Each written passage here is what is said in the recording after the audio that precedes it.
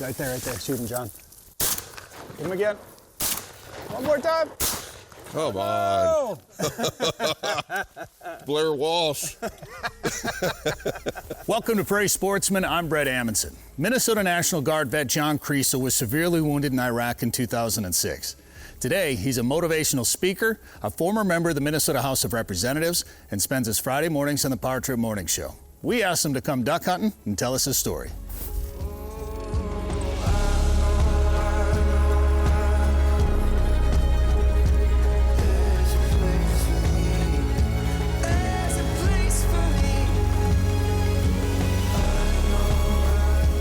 Today we're in western Minnesota, setting up on a pond with some friends, including Tony Crotty from Mid-Migration Outfitters. You need earplugs or anything? I got some extra ones. I suppose I'll do. Save what hearing I have left.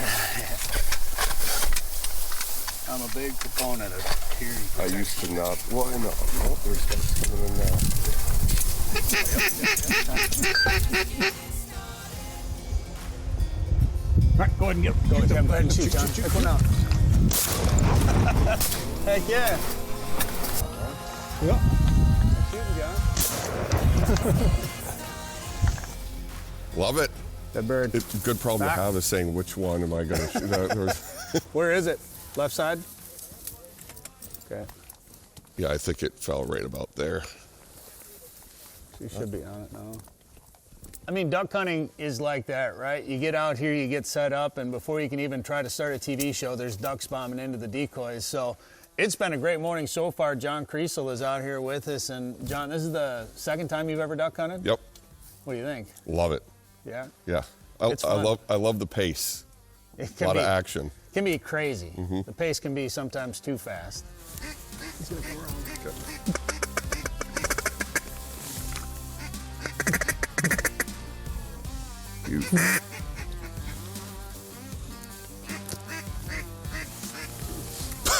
Well, that was a surprise.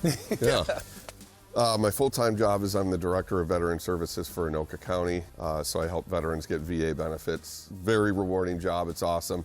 I also travel telling my story, overcoming adversity, motivational speaker type stuff, and then bought part of Northland Vodka, so that's become a part job, and my weekly appearance on KFAN. So it's 3.5 jobs. Yep, for half of a person.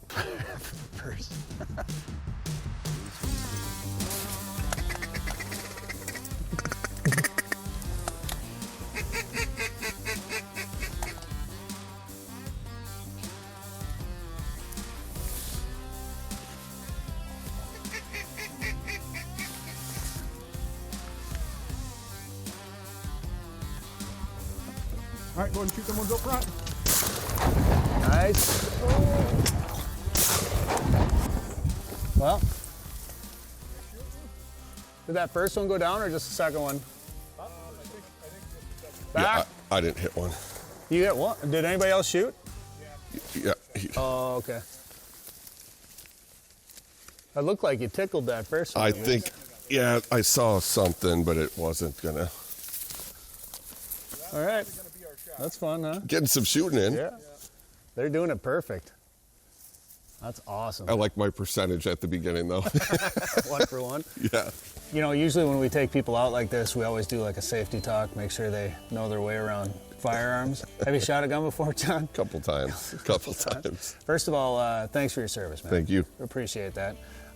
When you were in the Guard here in Minnesota? Yep. Okay, tell me about your service. 10 years. So I joined on my 17th birthday because I knew when I was 10 years old and saw the first Gulf War on TV, that's when I was like, that is what I want to do. Then 9/11 happened and deployed to Kosovo. And then the whole time in Kosovo, we kind of felt guilty because we weren't in any danger. We were doing important work, keeping peace in an area that hadn't had it for a long time. But we would always see the news updates of Iraq and Afghanistan, and we were an infantry unit when our unit got back. My contract was expiring, but one of my buddies called me and said that there was a deployment to Iraq on the docket. And so I re-enlisted, and then those of us who had been in the Kosovo deployment, the Guard couldn't make us go on the Iraq deployment because we hadn't been home long enough, but you can sign a waiver to waive that Oh, really? period. And me and a bunch of those guys, probably around 20 of us, had said we're not going to sit back at Fort Living Room. So we signed that the co-TTAD waiver. Ended up in Iraq in 2006 during a pretty busy time there. Yeah. I was wounded on a combat patrol near Fallujah, Iraq on December 2nd, 2006. We drove over a 200-pound bomb that killed two of my best friends, Corey Risted from Red Lake Falls, Minnesota, and Brian McDonough from Maplewood, Minnesota. And I don't remember flying through the air, and I don't remember landing on the ground, but I remember waking up on the ground. I hadn't yet opened my eyes, but I heard rocks falling, rocks hitting the ground, rocks hitting metal. It sounded like a large hailstorm. I heard my buddy yelling, "What's going on? What happened? Where's Brian?" And I felt myself start to get very, very cold, like coldness creeping through my body. I don't think it takes a trained EMT to realize that a good Minnesota boy on an 80-degree December day in Iraq should not be feeling cold. So I was pretty sure things were wrapping up. So I remember praying hard, wanting to survive. I said, tell my family I love them. I woke up 8 days after the blast. And during that time, I'd been shocked back to life 3 times. I didn't expect to survive. Laying on the ground, seeing the injuries, there's no way.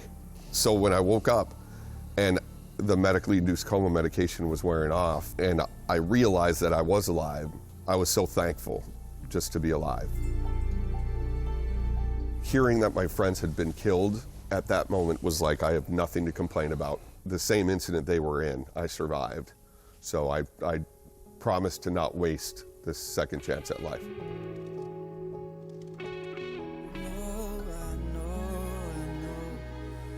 What's meant for me?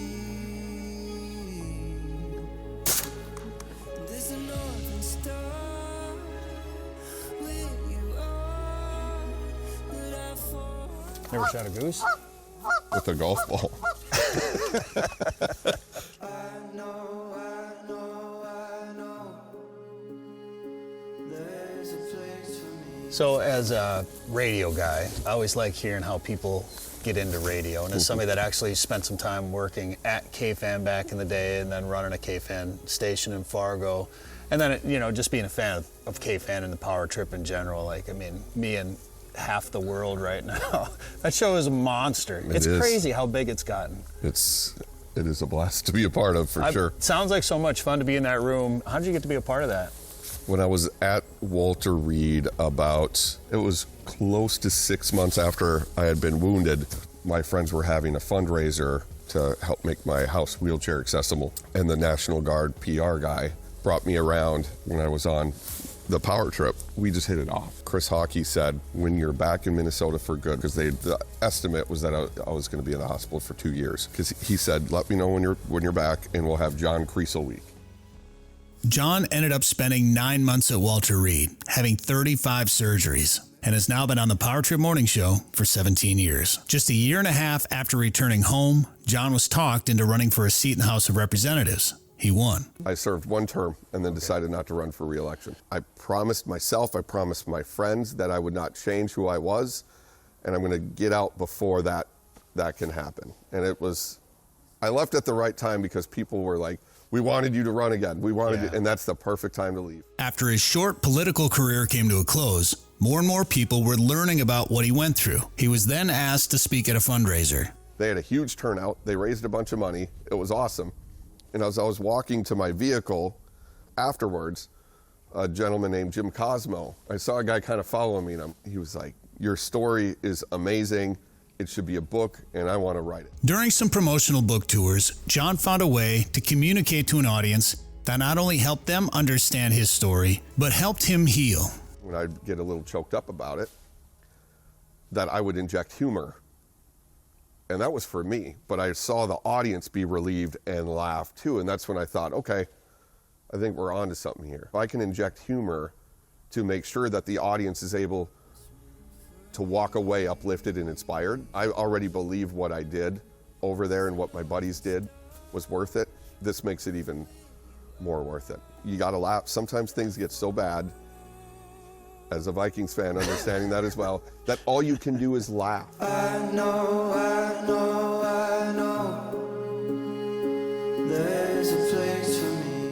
And you don't have to be at one of those events to appreciate a morning like we had out here today. My goodness. This was awesome. This was a highlight of my year. Oh. Really, this was one of my highlights of the year because it's been a good year. But just getting out here before the sun came up, taking a break from all those things we talked about. I have a very busy life. Yeah. Which is awesome. I wouldn't change it for the world.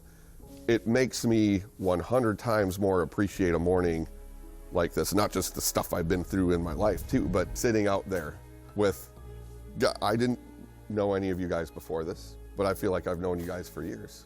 You know, a morning in the field, didn't know if that was a booger or what, just hanging, or if it was a bug. A picture perfect morning. That was fun. And you even hit a couple. I did.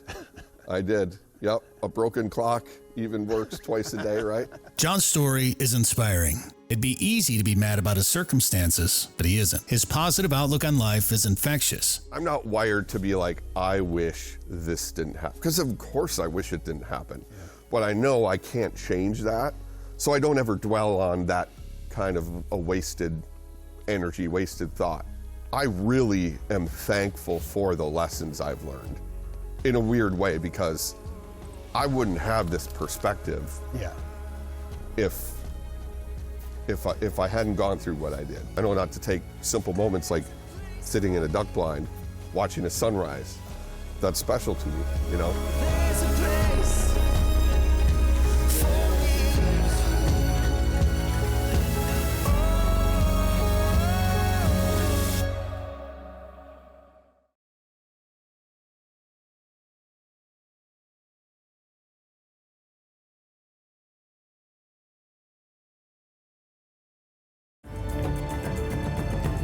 Hey, it's Bret Amundson here, the host of Prairie Sportsman. I sure hope you enjoyed this video. Make sure you like it and subscribe for more content.